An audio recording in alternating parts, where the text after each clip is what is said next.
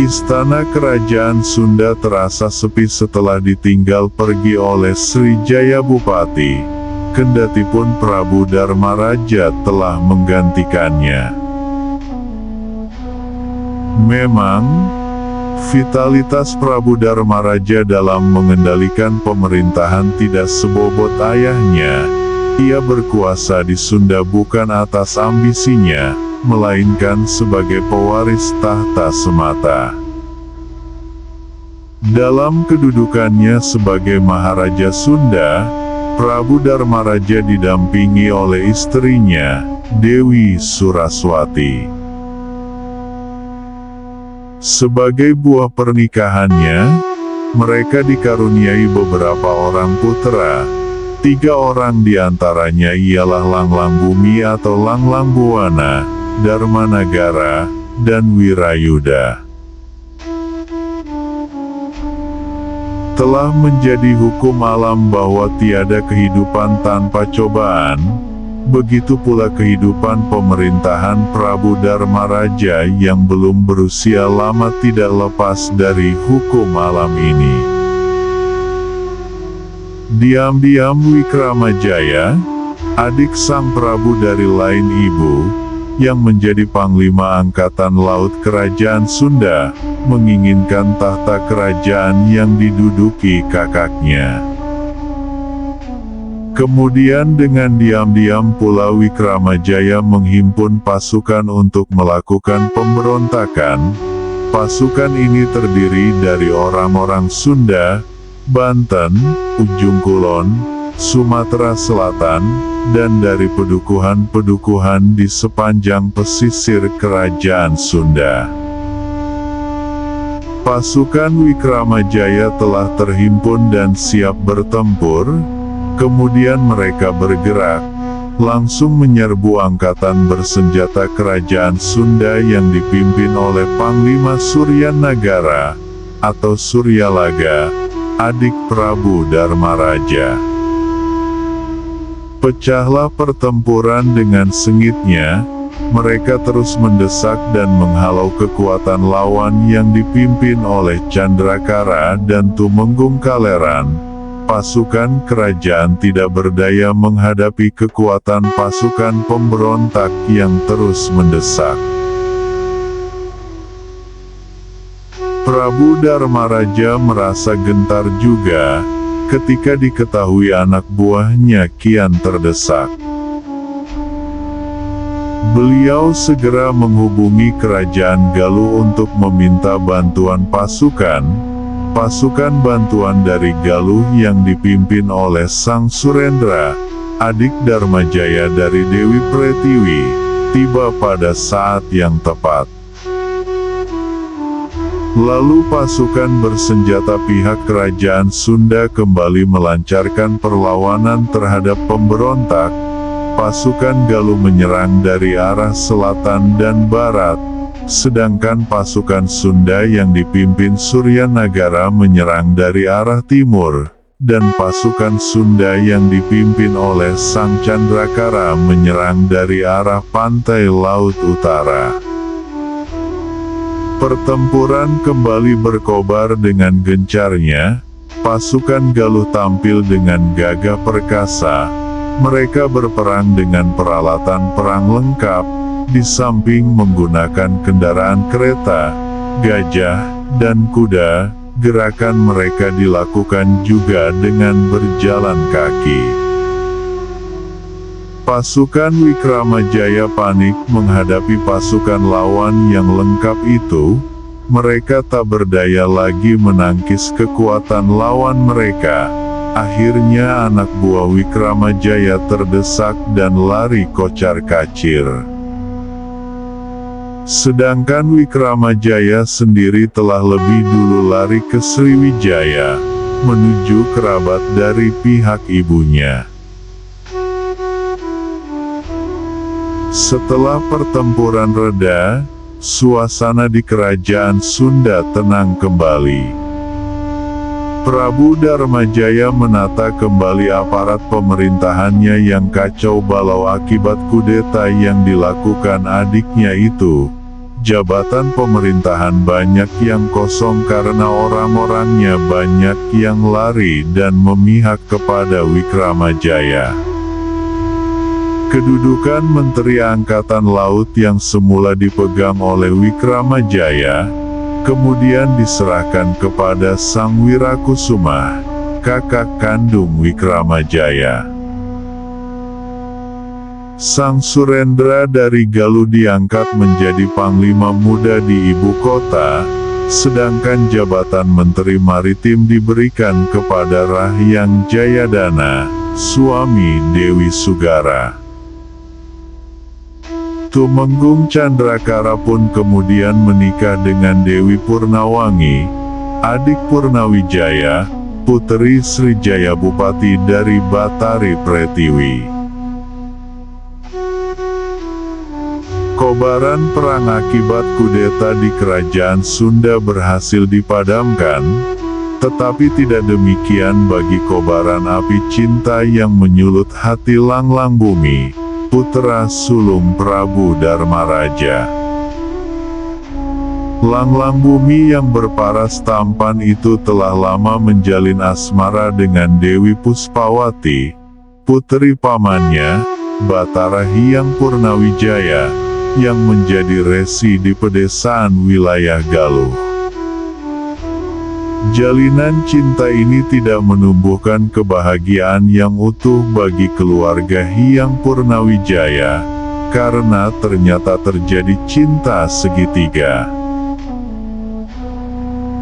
Dewi Citrawati, adik Dewi Puspawati, juga tergila-gila mencintai si tampan Langlang Bumi, sedangkan Langlang Bumi sendiri hanya mencintai si jelita Dewi Puspawati. Remuk redamlah hati Citrawati setelah mengetahui cintanya tidak terbalas, dan tiba-tiba muncullah niat buruk untuk melenyapkan kakaknya. Sebagai resi guru yang arif, Batara Hyang Purnawijaya tidak menghukum putrinya, Dewi Citrawati, yang berniat membunuh saudaranya. Untuk menghindari hal-hal yang lebih buruk, Dewi Puspawati segera dinikahkan dengan Langlang Bumi, sedangkan Dewi Citrawati diusahakan agar mengalihkan cintanya kepada Resi Guru Sudakarmawisesa, cucu Dewi Indriya dari wilayah Galunggung. Hyang Purnawijaya telah lama mengetahui bahwa Sudakarmawisesa sangat mencintai Dewi Citrawati. Namun rupanya api asmara Citrawati terhadap Langlang Bumi pun tidak bisa dipadamkan begitu saja. Usaha sang ayah itu menimbulkan Citrawati jatuh sakit, sehingga pada saat upacara pernikahan Puspawati dengan Langlang Bumi berlangsung, ia tidak kuasa menghadirinya. Beberapa tahun setelah Langlang Bumi naik pelaminan, Prabu Dharmaraja meninggal dunia. Ia berkuasa di kerajaan Sunda selama 23 tahun. Selanjutnya Langlang Bumi naik tahta menggantikan ayahnya menjadi Raja Sunda, dan Dharmanagara diangkat menjadi Mangkubumi. Rupanya suasana duka menjalar pula ke kerajaan Galuh. Sang Dewi Sumbadra pun meninggal menyusul kepergian Prabu Dharmaraja ke alam baka, dengan gelar Batari Hyang Janapati. Dalam mengelola pemerintahannya memang lebih cakap dari suaminya. Bakat kepemimpinannya tampak menonjol, seperti yang dimiliki kakeknya, Srijaya Bupati. Pada tahun 1013 Saka, Istana Galuh dirundung pilu, karena Ratu wilayah Galuh, Prabu Arya Tunggalningrat, meninggal dunia setelah memerintah selama 26 tahun. Putri Arya Tunggal Ningrat satu-satunya, Dewi Suraswati, tidak bisa menggantikan kedudukan ayahnya, karena ia memilih tinggal di Sunda dengan putra-putranya. Atas kebijaksanaan Prabu Langlangbumi, tahta kerajaan wilayah Galuh diberikan kepada Batara Hyang Purnawijaya. Kebijaksanaan tersebut bukan tanpa alasan, karena Purnawijaya masih keponakan Prabu Arya Ningrat. Selain itu, Hyang Purnawijaya adalah paman, merangkap mertua Prabu Langlangbumi. Tiap tahun selalu saja ada kerusuhan di wilayah-wilayah kerajaan yang ditimbulkan oleh para penyamun. Hal ini sangat mengganggu keamanan dan ketertiban negara. Ratu wilayah Galunggung, Batari Hyang Janapati, merasa cemas dan jengkel terhadap kerusuhan itu. Ia menduga bahwa kerusuhan itu sengaja diperbuat oleh Prabu Langlangbumi dari Sunda, untuk mengacaukan wilayah Galunggung. Padahal para pengacau itu tidak hanya berasal dari Sunda, tetapi juga berasal dari wilayah Galuh dan dari Galunggung sendiri.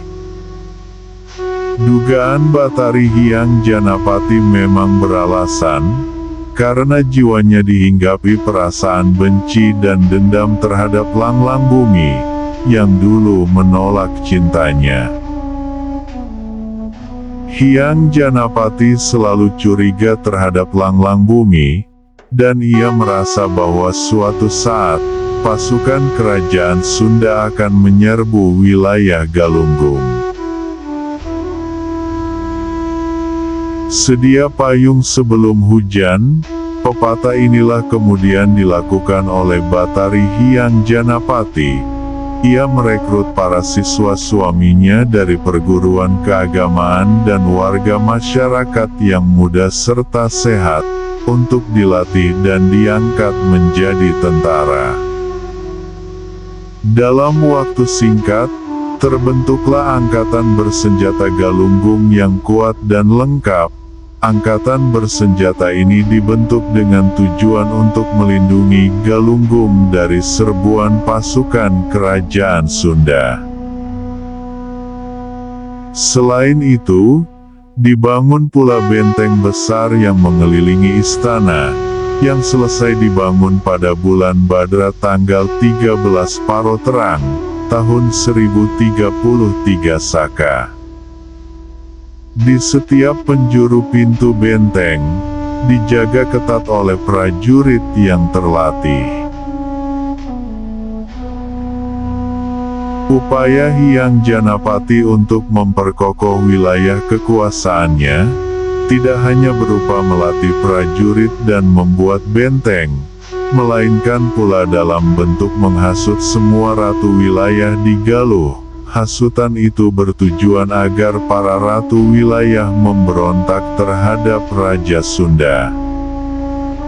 Rupanya hasutan Janapati berhasil baik, hampir semua ratu wilayah menyatakan berontak terhadap Raja Sunda. Raja Sunda, Prabu Langlangbumi, akhirnya mengetahui bahwa wilayah Galuh dan Galunggung telah menyatakan permusuhan padanya.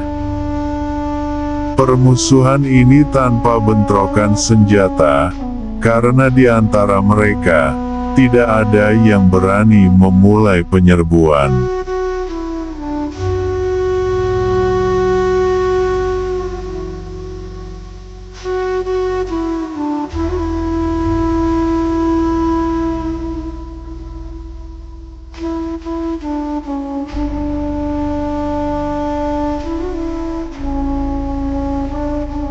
Perselisihan dan suasana tegang antara Sunda dan Galunggung kian meruncing.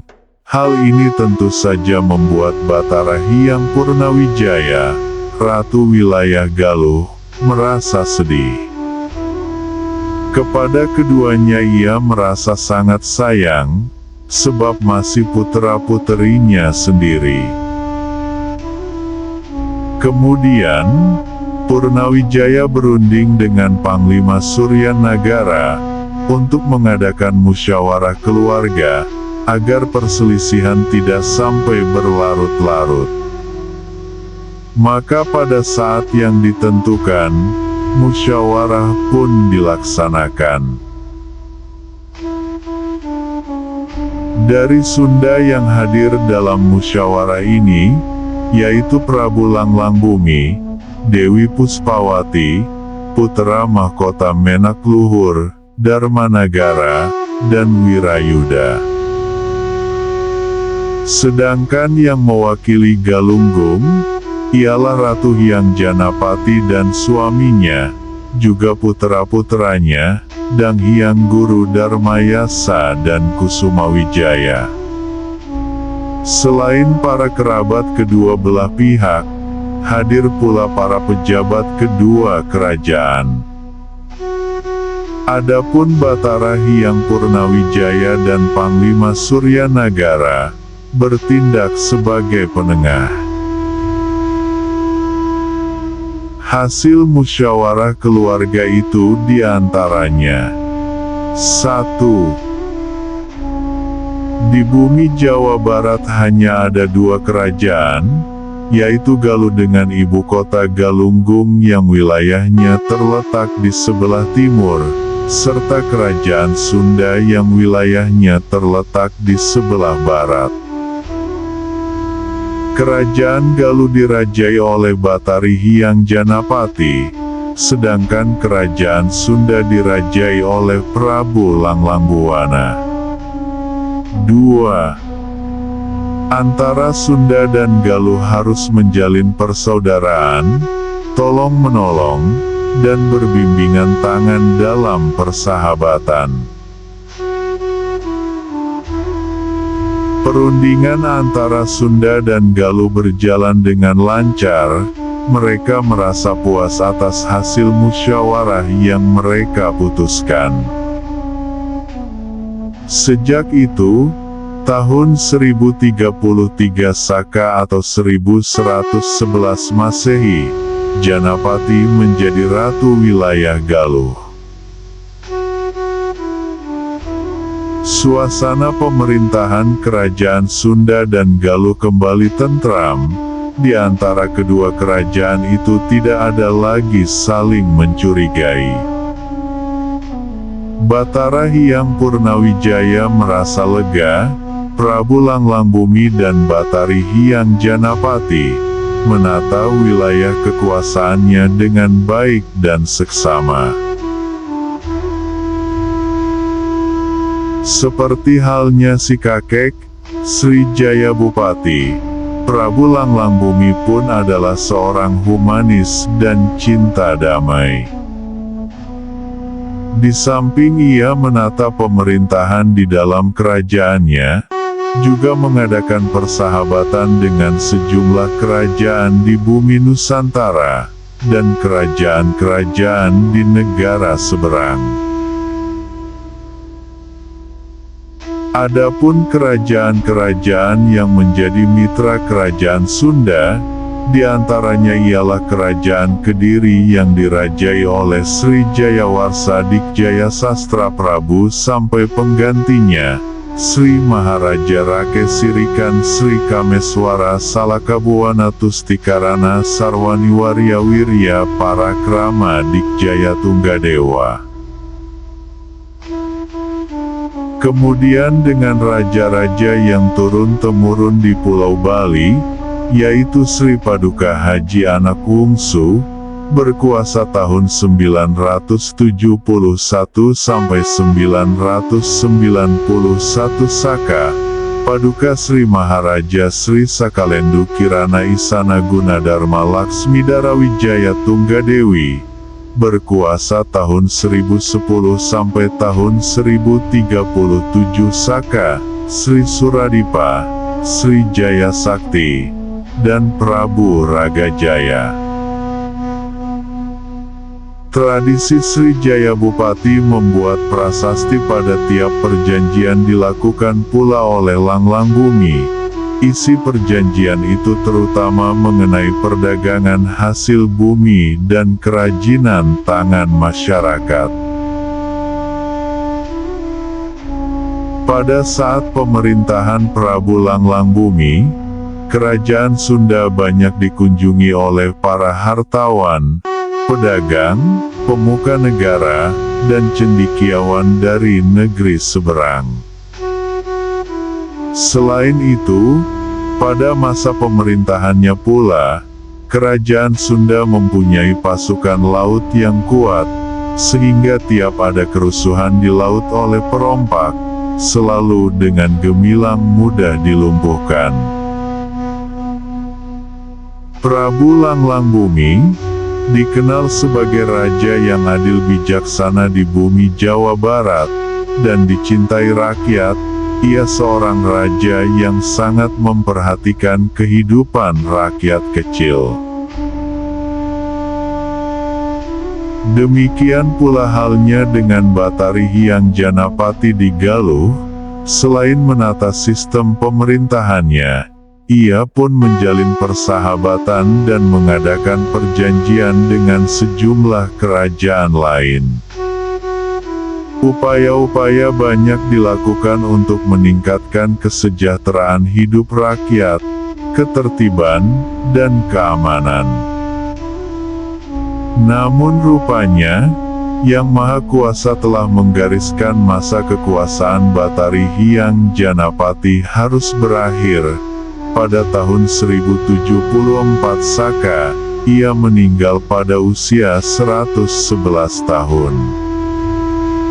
Tampuk pemerintahan dilanjutkan oleh puteranya, Batara dan Hyang Guru Darmawiyasa. Kala itu, Darmawiyasa telah mempunyai beberapa putera, dua orang diantaranya bernama Sang Darmakusuma dan Adimurti. Di Sunda, roda pemerintahan berjalan tanpa hambatan. Menak Luhur diangkat menjadi Mangkubumi kerajaan, menggantikan pamannya, Darmanagara. Sebelumnya, Menak Luhur menjabat sebagai putra mahkota, dan panglima angkatan bersenjata. Sebagai panglima angkatan bersenjata, ia digantikan oleh adiknya, Sang Cakranagara. Pada waktu itu Menak Luhur telah menikah dengan Ratna Satya. Mereka dikaruniai beberapa orang putera, seorang diantaranya bernama Ratna Wisesa. Demikian pula Cakranagara telah berputera beberapa orang, seorang diantaranya bernama Arya Santika. Langit cerah di atas bumi Sunda tiba-tiba menjadi redup, suasana ceria berubah menjadi duka. Kerajaan Sunda dicekam kesedihan. Maharaja Sunda, Prabu Langlang Bumi, tutup usia setelah memerintah selama 90 tahun. Jenazah Prabu Langlang Bumi disemayamkan di kereta. Oleh karena itu, ia dijuluki Sang Luma ing Kreta. Keluarga istana dan segenap rakyat di kerajaan Sunda merasa sedih tiada tara, ditinggal seorang bapak yang sangat arif, cakap, dan penuh kasih sayang. Ucapan belasungkawa berdatangan dari sejumlah negara sahabat, baik di Nusantara maupun di luar Nusantara. Dalam suasana masih berduka, Rakyan Jayagiri, atau Menak Luhur, naik tahta menggantikan ayahnya. Sedangkan Sang Cakranagara, diangkat pula menjadi Mangkubumi.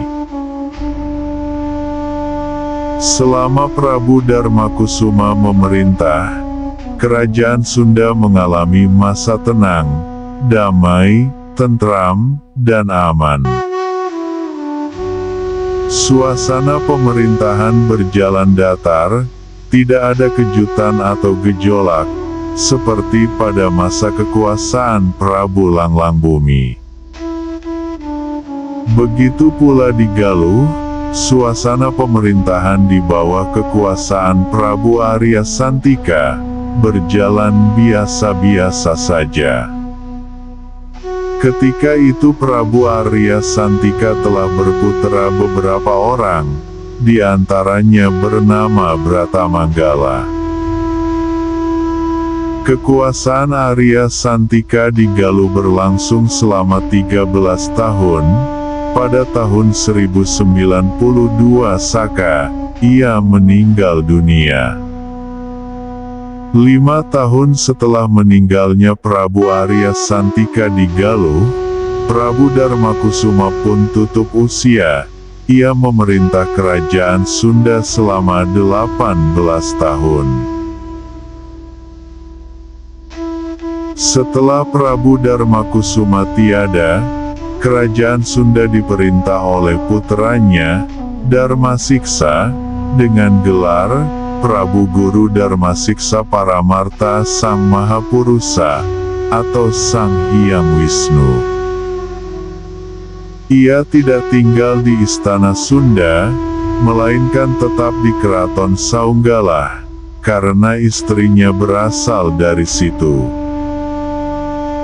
Dari istrinya ini, Prabu Darmasiksa mempunyai beberapa orang putera. Seorang di antaranya bernama Sang Purana, yang lahir pada tahun 1090 Saka.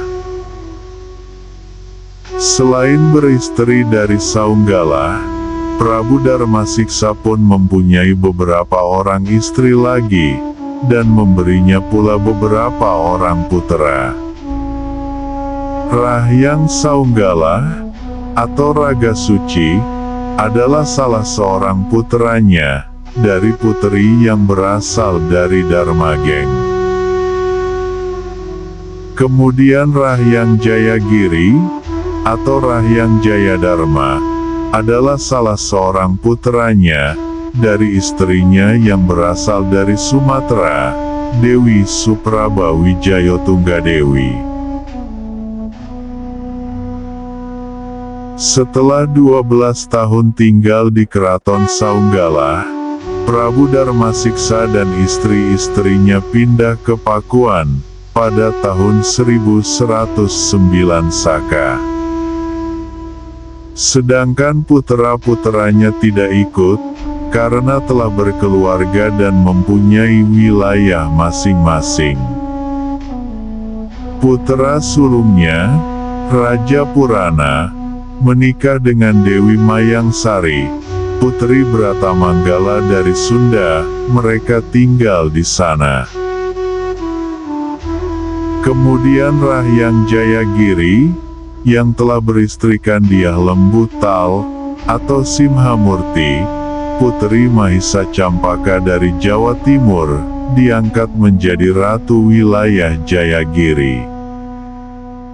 Sedangkan Rahyang Saunggalah, atau Raga Suci, tetap tinggal di Saunggalah, dan diangkat menjadi ratu wilayah. Raga Suci memperistri Darapuspa, putri Raja Melayu Darmasraya. Kakak Darapuspa yang bernama Dara Kencana, diperistri oleh Prabu Kertanegara dari Kerajaan Singosari. Pada tahun 1115 Saka, Prabu Bratamanggala wafat, setelah menjadi ratu wilayah Sunda selama 23 tahun. Kedudukan ratu wilayah Sunda jatuh kepada menantunya, Raja Purana. Pada waktu itu pasangan Raja Purana dengan Dewi Mayangsari telah dikaruniai beberapa orang putera. 3 orang diantaranya yaitu Dewi Antini, Resi Dang Hyang Wasita, dan Windu Raja. Beberapa tahun setelah Prabu Darmasiksa tinggal di Pakuan, Rahyang Jayagiri, puteranya yang menjadi ratu wilayah Jayagiri, ditarik ke kerajaan untuk diangkat menjadi Mangkubumi Kerajaan Sunda. Namun usia sang putra ini hanya sampai 40 tahun. Rahyang Jayagiri, atau Rahyang Jayadharma, meninggal mendahului ayahnya, tatkala menduduki jabatan Mangkubumi. Dari pernikahannya dengan Dyah Lembutal, Jayagiri mempunyai seorang putra bernama Sang Naraya Sanggramawijaya, atau dikenal dengan nama Raden Wijaya. Kelak, anak ini dikenal sebagai pendiri kerajaan Wilwatikta, atau Majapahit. Pada tahun 1179 Saka, Prabu Darmasiksa kehilangan lagi seorang puteranya, Raja Purana, putra sulungnya yang menjadi ratu wilayah Sunda, meninggal dunia. Kemudian kedudukan raja wilayah digantikan oleh puteranya, Prabu Resi Dang Hyang Wasita. Sedangkan putri sulung Raja Purana yang bernama Dewi Antini, tinggal di Saunggala, karena telah menikah dengan Citraganda, putra Prabu Ragasuci, Ratu wilayah Saunggala, adik Raja Purana. Resi Dang Hyang Wasita memerintah Sunda selama 17 tahun. Pada tahun 1196 Saka, ia meninggal dunia. Tahta kekuasaan dilanjutkan oleh adiknya, Prabu Windu Raja. Namun usia pemerintahan Windu Raja ternyata lebih pendek dari usia pemerintahan kakaknya. Pada tahun 1209 Saka, ia meninggal dunia. Jabatan Ratu Wilayah Sunda dipegang oleh Suryanagara, menantunya, suami Dewi Surastri. Prabu Darmasiksa diberi umur panjang. Selama ini ia telah kehilangan 2 orang puteranya dan 2 orang cucunya dari Raja Purana. Namun segala sesuatu di dunia ini pasti ada akhirnya, tidak ada yang abadi kecuali Sang Pencipta. Begitu pula usia Sang Prabu Darmasiksa akhirnya hanya sampai tahun 1219 Saka. Darmasiksa menjadi Raja Sunda selama 122 tahun. Ia dijuluki Sang Lumaing Taman, sebab dikebumikan di taman. Kemudian tahta kerajaan Sunda diberikan kepada Prabu Ragasuci, puteranya yang menjadi ratu wilayah Saunggala.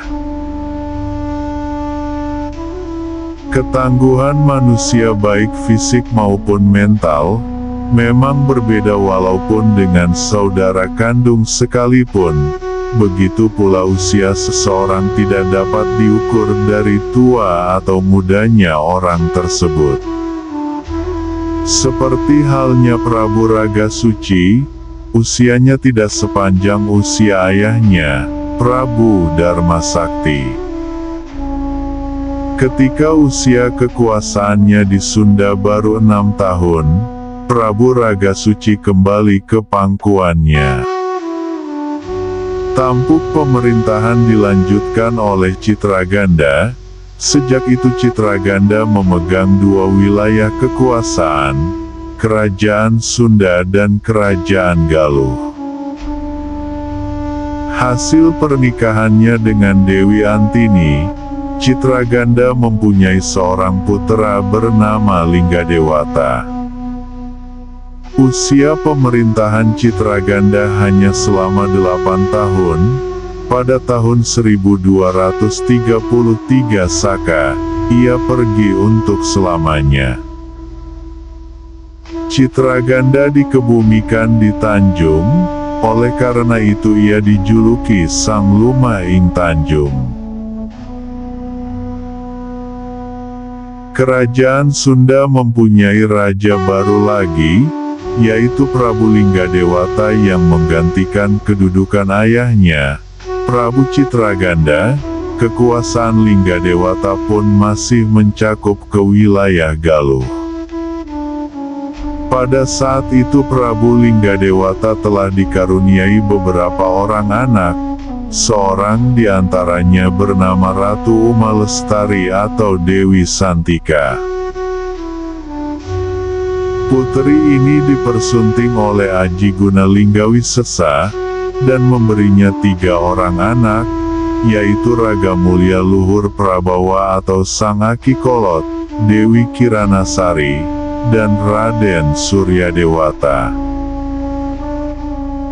Tidak berapa lama setelah pernikahan Aji Guna Linggawisesa dengan Dewi Santika berlangsung, adik Aji Guna, Ratu Pujasari pun menikah dengan Patih Srangganagara. Dari pernikahannya mereka dikaruniai beberapa orang putera, seorang di antaranya bernama Raden Wangsatunggal. Setelah berkuasa selama 23 tahun, Prabu Linggadewata wafat di Kikis pada tahun 1255 Saka. Ia dikenal dengan julukan Sang Luma ing Kikis. Prabu Linggadewata telah pergi meninggalkan bumi Sunda, kini kursi kekuasaannya dilanjutkan oleh sang menantu, Prabu Aji Guna Linggawisesa.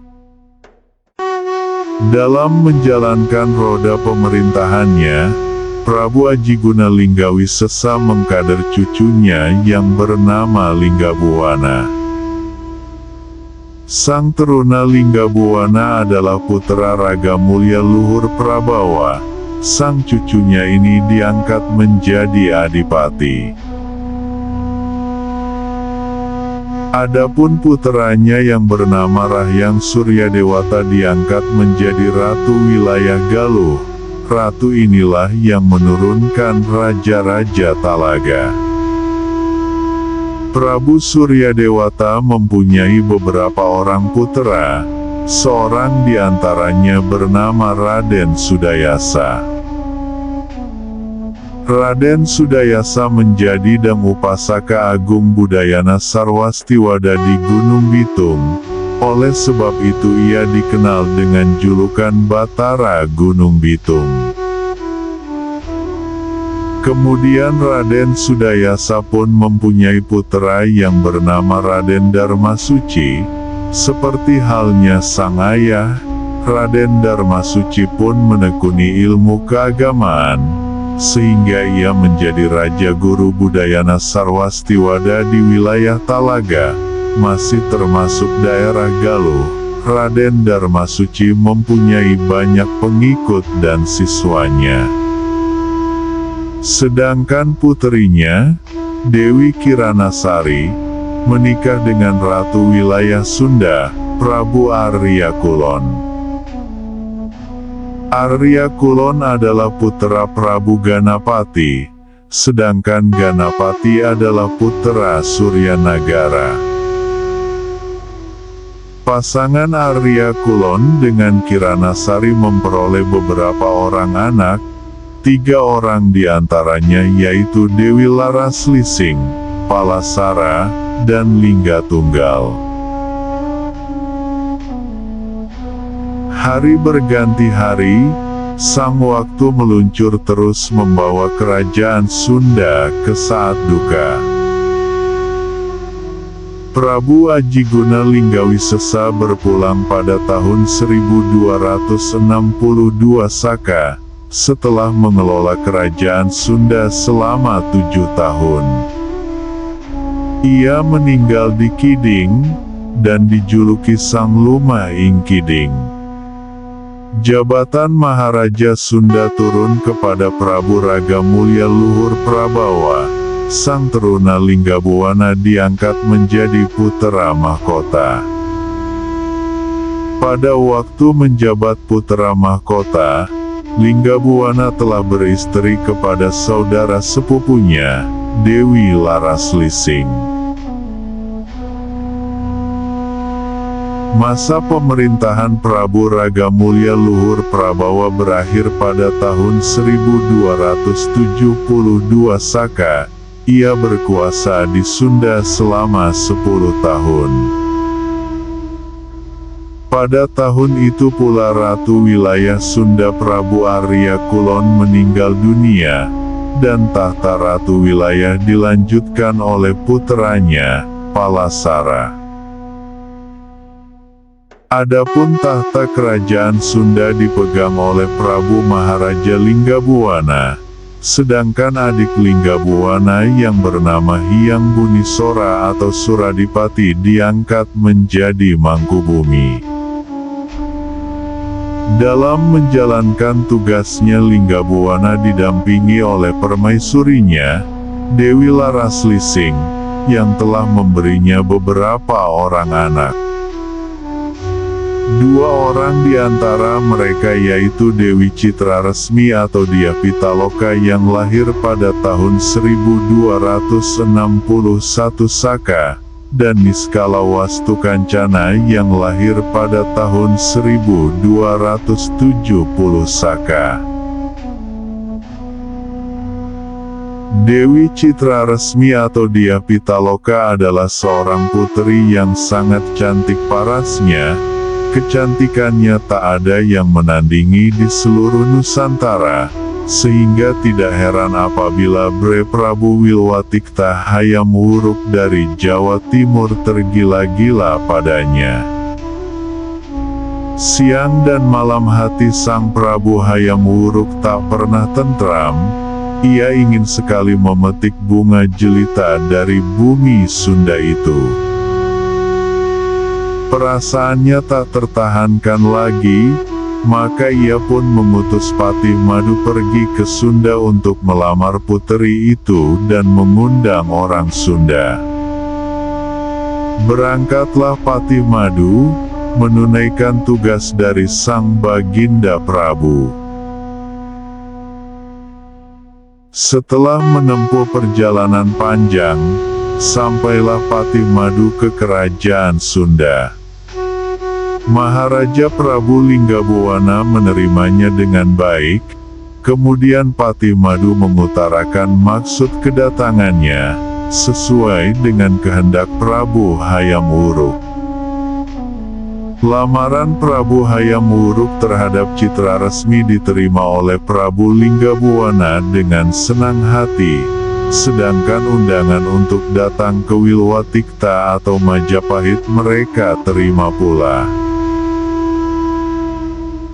Pihak kerajaan Sunda menganggap bahwa undangan tersebut adalah suatu isyarat untuk melangsungkan pernikahan antara puteri Sunda dengan Prabu Wilwatikta, maka dipersiapkanlah segala sesuatunya, mulai dari pengiring hingga perbekalan untuk pergi ke Wilwatikta.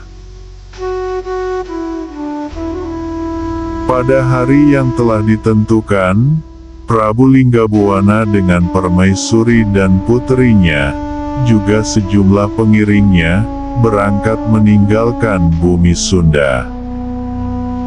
Setelah beberapa hari di perjalanan sampailah mereka di Bubat.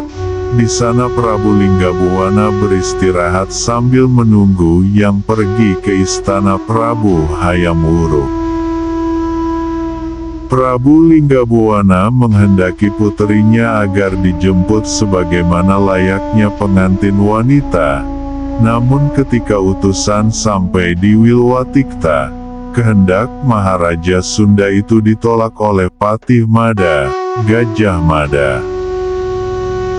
Patih Mada beranggapan bahwa Puteri Sunda itu sebagai upeti dari kerajaan Sunda untuk kerajaan Wilwatikta. Oleh karena itu, pihak Wilwatikta tidak perlu menjemput sang puteri yang telah ada di Bubat. Betapa berangnya Prabu Linggabuana ketika mendengar cerita utusan itu. Ia tidak mau kerajaan Sunda dianggap sebagai taklukan kerajaan Wilwatikta. Ia merasa harga dirinya diinjak-injak oleh pihak Wilwatikta. Lalu sang Prabu berunding dengan para pengiringnya, dan bersepakat untuk tidak meladeni keinginan pihak Wilwatikta. Mereka bertekad akan menjunjung harga diri orang Sunda, kendatipun harus ditebus oleh nyawa dan pertumpahan darah. Begitu pula pihak Wilwatikta yang dipelopori oleh Patih Mada. Mereka tetap bersikeras pada pendiriannya. Patih Mada merasa bahwa Prabu Hayam Wuruk sangat tidak pantas turun dari istana untuk menjemput Puteri Sunda, Dewi Citraresmi. Berhubung dengan kedua belah pihak tetap bertahan pada pendiriannya, akhirnya perang pun tak terelakkan lagi. Pasukan angkatan bersenjata Wilwatikta yang banyak dan lengkap dihadapi oleh para pengiring Sunda dengan gagah berani. Padahal pasukan Sunda tidak seberapa jumlahnya, dan mereka hanya merupakan pengawal pribadi Prabu Linggabuana yang datang bukan untuk berperang. Pasukan pengiring Raja Sunda bertempur mati-matian walaupun kian lama mereka kian terdesak dan banyak yang gugur sebagai kusuma bangsa. Akhirnya pasukan Sunda tak tersisa, semua tewas di medan perang, termasuk Prabu Linggabuana. Tak terlukiskan sakitnya hati Dewi Citraresmi ketika menyaksikan ayah dan ibunya gugur. Kemudian sang puteri pun mengorbankan dirinya, labuh geni, demi kehormatan bangsa dan negaranya. Peristiwa tragis di Bubat itu terjadi pada tanggal 13 Paro Gelap bulan Badrawada tahun 1279 Saka, dan dikenal dengan peristiwa Pasunda Bubat. Setelah peristiwa itu, nama Prabu Linggabuana terkenal kemana-mana, harum bagaikan bunga semerbak ke seantero Nusantara. Ia dianggap dan dijunjung sebagai prajurit yang teguh dalam mempertahankan kehormatan bangsanya.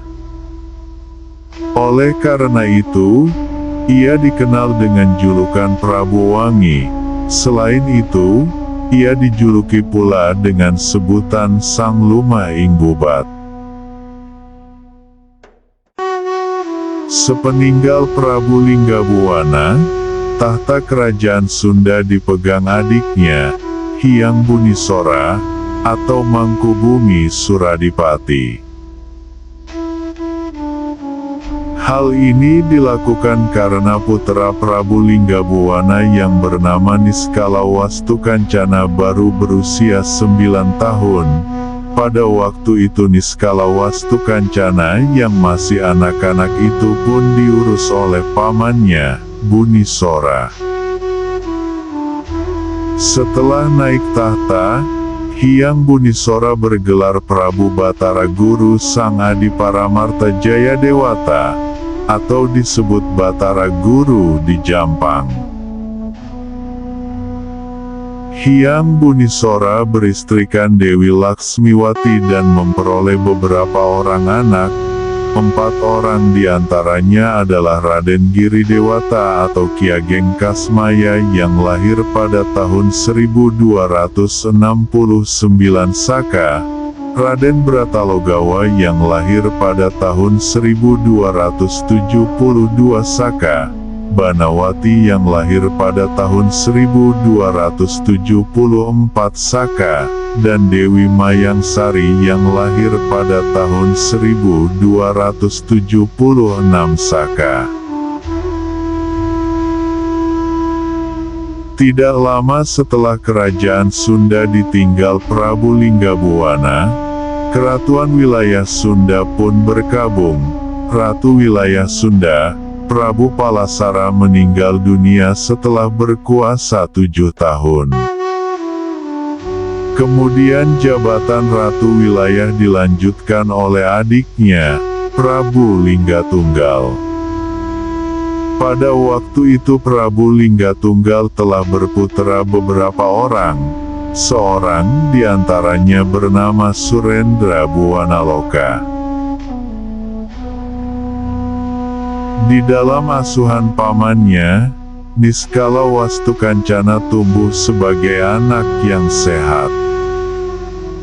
Tahun demi tahun usianya bertambah dan jiwanya pun berubah menjadi semakin dewasa.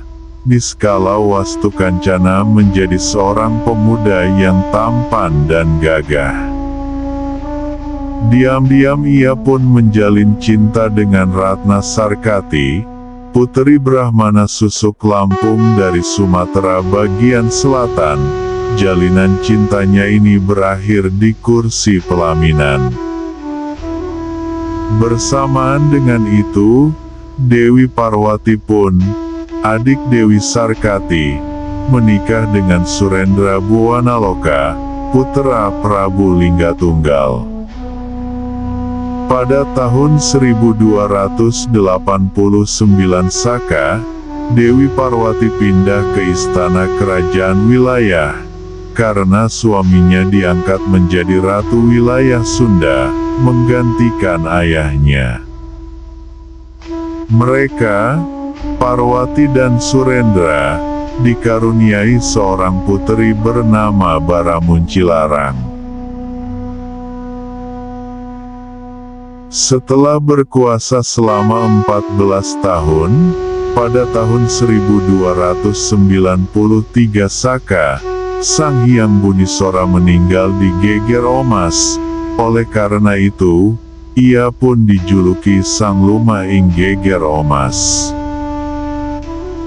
Kursi kekuasaan dilanjutkan oleh Niskala Wastukancana, atau Resi Guru Dewata Buwana, atau disebut pula Ratu Dewata. Pada waktu itu Niskala Wastukancana telah menikah pula dengan Dewi Mayang Sari, putri Hyang Bunisora. Anak Hyang Bunisora yang lain, Banawati, telah menjadi ratu wilayah di Galuh, sedangkan Raden Giri Dewata, atau Ki Ageng Kasmaya, menjadi ratu wilayah di Cirebon Girang. Pernikahan Niskala Wastukancana dengan istri pertamanya, Ratna Sarkati, memperoleh beberapa orang putra. Seorang di antaranya bernama Sang Haliwungan, yang lahir pada tahun 1291 Saka. Sedangkan dari Dewi Mayang Sari diperolehnya seorang putra bernama Dewa Niskala, atau Ningrat Kancana, yang lahir pada tahun 1294 Saka. Pada tahun 1304 Saka, Ratu wilayah Sunda, Prabu Surendra Buwanaloka, meninggal dunia setelah memegang kekuasaan selama 15 tahun. Saat itu putrinya yang bernama Baramuncilarang baru berusia 7 tahun, oleh karena itu, jabatan Ratu wilayah Sunda kemudian dilanjutkan oleh keponakannya, Sang Haliwungan. Setelah Baramuncilarang berusia 17 tahun, ia dinikahi oleh Sang Haliwungan. Dari pernikahannya dengan Baramuncilarang, Sang Haliwungan dikaruniai beberapa orang anak. 2 orang diantaranya ialah Dewi Mayang Sunda dan Dipati Kranda. Pada masa pemerintahan Prabu Niskala Wastukancana, wilayah kerajaan telah dipersiapkan untuk dibagi 2. Sebelah timur disebut Kerajaan Wilayah Galuh, dan sebelah barat ialah Kerajaan Wilayah Sunda, atau Pakuan Pajajaran.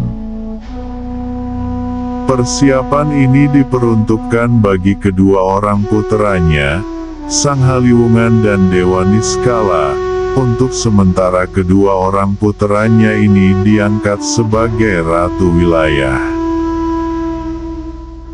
Sang Haliwungan, yang sejak usia 13 tahun telah diangkat sebagai Raja Muda, diangkat menjadi Ratu Wilayah Sunda dengan gelar Prabu Susuk Tunggal, atau Prabu Dewatmaka. Sedangkan Dewa Niskala atau Ningrat Kancana, diangkat menjadi Ratu Wilayah di Galuh pada usia 23 tahun. Selama memerintah di Kerajaan Sunda, Prabu Niskala Wastukancana tinggal di Keraton Surawisesa yang berada di wilayah Galuh. Sedangkan Keraton Pakuan Pajajaran didiami oleh putra sulungnya, Prabu Susuk Tunggal, yang didampingi oleh ibu dan kakeknya, Brahmana Susuk Lampung. Pada saat itu Prabu Susuk Tunggal telah beristri lagi dan memperoleh beberapa orang putra, di antaranya Sang Udubasuraga dan Sang Pulunggana. Sedangkan Dewa Niskala, atau Ningrat Kancana, telah berputra pula beberapa orang, 2 diantaranya bernama Sri Baduga Ratu Dewata dan Ningratwangi. Kekuasaan Prabu Niskala Wastukancana di Kerajaan Sunda berakhir pada tahun 1397 Saka, setelah memerintah 104 tahun lamanya. Prabu Niskala Wastukancana meninggal di Nusalarang, oleh karena itu dijuluki Sang Lumaing Nusalarang. Setelah Prabu Niskala Wastukancana meninggal, 2 kerajaan yang telah dipersiapkan sejak dulu, Sunda dan Galuh, segera menyatakan diri kerajaan yang otonom. Kerajaan Sunda dirajai oleh Prabu Susuk Tunggal atau juga disebut Prabu Dewatmaka, sedangkan kerajaan Galuh diduduki oleh Prabu Dewa Niskala. Hubungan persaudaraan antara keluarga Keraton Sunda dengan keluarga Keraton Galuh tetap terjalin, kendati mereka berkuasa secara sendiri-sendiri. Rupanya kedua keluarga istana itu menyadari dan saling menahan diri, karena di antara mereka masih satu leluhur. Persaudaraan mereka kian erat, setelah Dewi Mayang Sunda, putri Prabu Susuk Tunggal, menikah dengan Sri Baduga Ratu Dewata, putra Prabu Dewa Niskala. Dalam pernikahan ini lahirlah beberapa orang anak, 3 orang diantaranya yaitu Sang Surawisesa, Sang Surasowan, dan Surawati. Selain dari Mayang Sunda, Sri Baduga berputra pula dari istri kedua, 2 orang diantaranya yaitu Dipati Suranggana dan Jayamanggala. Sedangkan dari istri ketiga yang bernama Nyai Subang Larang, atau Subang Kerancang, Sri Baduga berputra beberapa orang, 2 orang diantaranya bernama Raden Walang Sungsang, atau Pangeran Cakrabuana, dan Nyai Larasantang. Dari istri ke-12, Sri Baduga pun berputra beberapa orang, di antaranya bernama Raden Munding Surya, atau Raden Munding Wangi. Pada tahun 1404 Saka, Kerajaan Galuh berkabung. Raja Galuh, Prabu Dewa Niskala meninggal dunia, setelah berkuasa selama 7 tahun. Kemudian tahta kekuasaan dilanjutkan oleh puteranya, Sri Baduga Ratu Dewata, atau Sri Baduga Maharaja. Tidak lama setelah itu, Prabu Susuk Tunggal menyusul adiknya ke alam baka, setelah memerintah 100 tahun lamanya. Tahta kerajaan Sunda pun jatuh ke tangan Sri Baduga Maharaja pula. Sejak itu Sri Baduga menguasai seluruh bumi Jawa Barat dengan gelar Prabu Guru Dewata Prana Sri Baduga Maharaja Ratu Haji di Pakuan Pajajaran. Sri Baduga dikenal pula dengan nama Sang Ratu Jayadewata. Sedangkan adik Sri Baduga, Ningratwangi, diangkat menjadi ratu wilayah di Galuh. Sepeninggal Prabu Susuk Tunggal, putra-putranya diserahi jabatan sebagai ratu wilayah. Dipati Kranda, putranya Baramuncilarang, diangkat menjadi Bupati Sunda Kalapa. Sang Wudu Basu menduduki jabatan ratu wilayah di Gunung Batu. Sang Pulunggana mempunyai seorang putri bernama Dewi Nilamsari, yang diperistri oleh Adipati Yasanagara, Ratu wilayah Pagaok.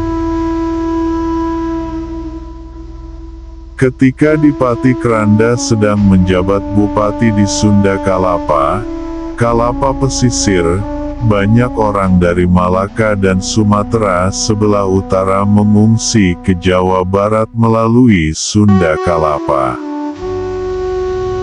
Pada waktu itu Malaka dikuasai oleh Portugis. Para pendatang itu umumnya terdiri dari pedagang dan guru agama Islam. Salah seorang di antara para pengungsi itu adalah Kiai Arya Baroh, seorang pedagang kaya dari Perlak Baroh, Sumatera Utara. Kiai Arya Baroh datang ke Sunda dengan membawa kekayaan yang berupa perhiasan emas, permata, intan, dan barang berharga lain. Ia datang tidak sendirian, melainkan bersama para pengikutnya, yang terdiri dari guru agama Islam dari Malaka, Pasai, dan Perlak. Pada waktu itu Kiai Baroh jatuh hati kepada Putri Sariah, putri Dipati Kranda, dan berakhir di pelaminan. Putra Dipati Kranda yang lainnya, bernama Surakerta.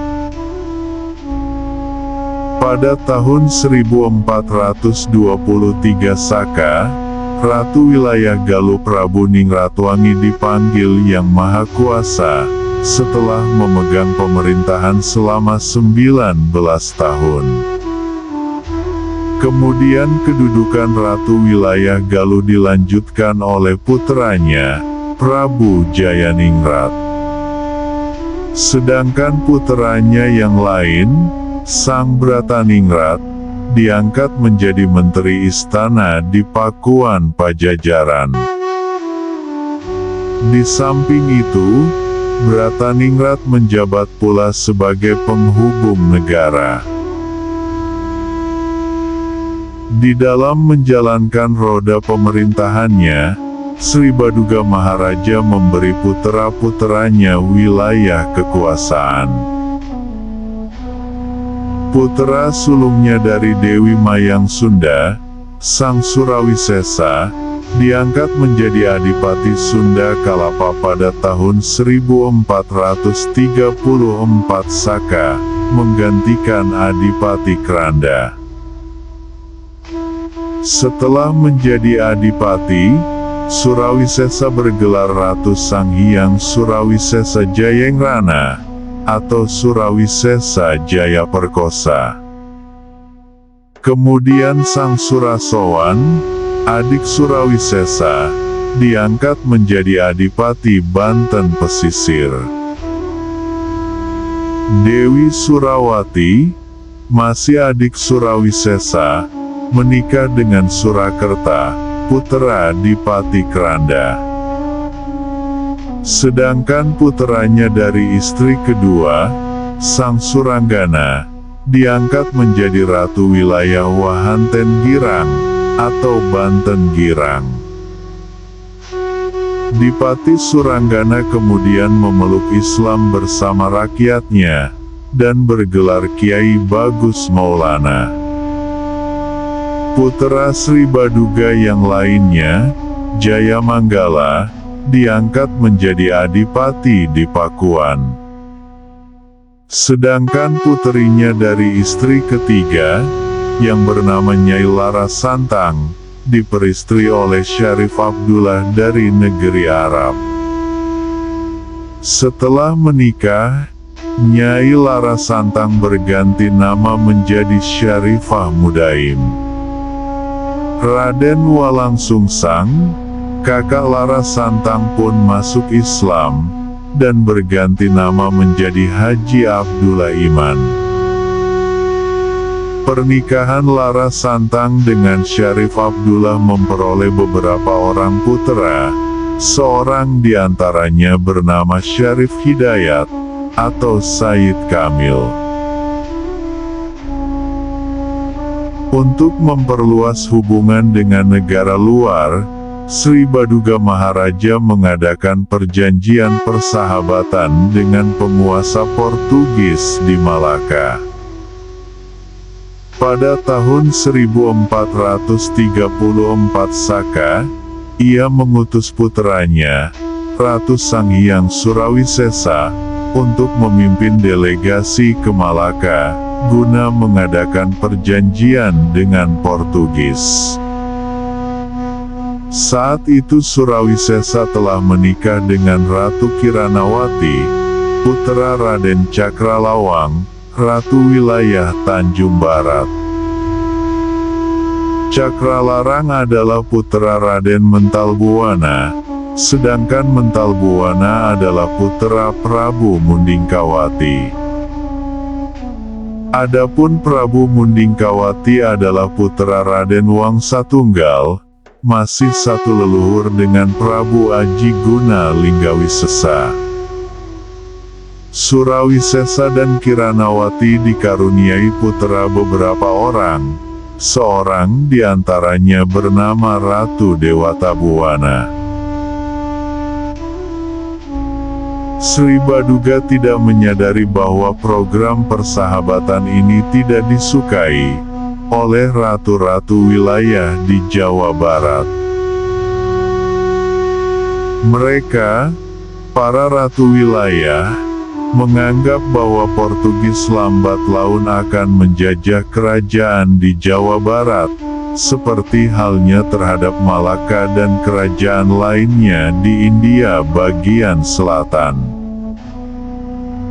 Penderitaan rakyat Malaka dan kerajaan lainnya yang dijajah Portugis, merupakan cambuk bagi masyarakat Pakuan Pajajaran untuk menentang persahabatan dengan Portugis. Oleh sebab itu, banyak ratu wilayah yang menyatakan keluar dari kekuasaan Pakuan Pajajaran, di antaranya ialah Adipati Kalapakulon, Adipati Tanjung, Adipati Ancol, dan Adipati Wahanten Girang.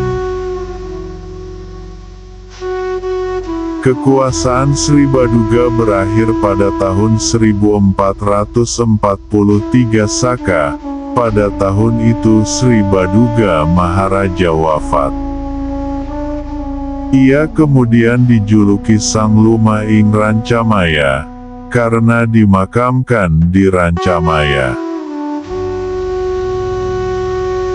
Persahabatan Raja Sunda dengan Portugis mengakibatkan timbulnya ketidaksenangan masyarakat. Hal itu ditandai oleh banyaknya masyarakat pedalaman yang mulai memeluk agama Islam. Kemudian mereka berontak terhadap penguasa Pakuan Pajajaran. Kendati keadaan demikian, Prabu Sanghyang Surawisesa yang menjabat adipati di Sunda Kalapa, naik tahta menggantikan ayahnya berkuasa di Pakuan Pajajaran. Sedangkan jabatan Adipati Sunda Kalapa diserahkan kepada Surakerta. Saat itu Prabu Surawisesa telah berputra beberapa orang, 2 orang diantaranya bernama Ratu Dewata dan Darmabuwana. Begitu pula Adipati Surakerta pun telah berputra beberapa orang, seorang diantaranya bernama Wiratala, atau Ratu Sanghyang. Setahun setelah Sanghyang Surawisesa naik tahta di Pakuan, tepatnya pada tahun 1444 Saka, datanglah utusan Portugis ke Pakuan Pajajaran, yang bermaksud ingin memperkokoh perjanjian persahabatan. Tercapailah kata sepakat dan perjanjian tertulis, yang ditandatangani oleh kedua belah pihak. Dari pihak Portugis diwakili oleh 8 orang, dan dari Pajajaran diwakili oleh 4 orang pejabat kerajaan. Adapun keempat pejabat kerajaan Pajajaran yang dimaksud, terdiri dari Prabu Sanghyang Surawisesa, Menteri Brataningrat, Adipati Jayamanggala, dan Adipati Surakerta. Selain itu, mereka membuat pula perjanjian pada Tugu Batu, atau prasasti. Peristiwa pembuatan perjanjian yang dilakukan oleh para pimpinan tertinggi kerajaan Pajajaran, ternyata menambah perasaan antipati rakyat Pajajaran terhadap pemimpin mereka.